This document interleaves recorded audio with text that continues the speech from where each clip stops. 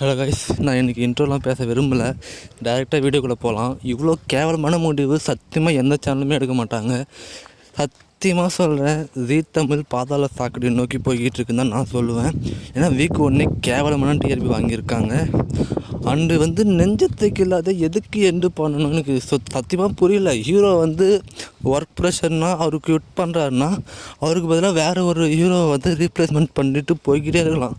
அதை விட்டுப்பட்டு எதுக்காக நெஞ்சத்துக்கு இல்லாத எண்டு பண்ணணும்? சத்தியமாக புரியல. நல்லா இல்லாத ஸ்டோரி சீரியல் நிறையா போய்கிட்டு இருக்கு. அதெல்லாம் ஓடும்போது நல்லா போகிற சீரியல்ஸ் ஏன் முடிக்கணும்? இப்போ தான் நினைத்தேன் வந்தே முடித்தாங்க. அதுக்குள்ளே இப்போ நெஞ்சத்துக்கு இல்லாதவுமே இன்றைக்கி முடிக்க போகிறாங்க. 7 மணிக்கு கிளைமேக்ஸ் தான். நிறையா பேர் போட ஆரம்பிச்சிட்டாங்க. ஸோ எந்த ஒரு சேனலும் இந்த அளவுக்கு ஒரு கேவலமான டெசிஷன் எடுக்கவே மாட்டாங்க. ஜீ தமிழ் ஏன் இவ்வளோ கேவலமாக முடிவு பண்ணிக்கிட்டு இருக்காங்கன்னு தெரியல. ஆல்ரெடி 6 சீரியல் டைம் சேஞ்ச் பண்ணுறாங்க. அண்ணா, கார்த்திகை தீபம், சந்தேகம், இந்த 3 சீரியல் தவிர்த்து ப்ரைம் டைமில் எல்லா சீரியலுமே கிளைமேக்ஸை நோக்கி டைம் சேஞ்ச் பண்ணுறாங்க.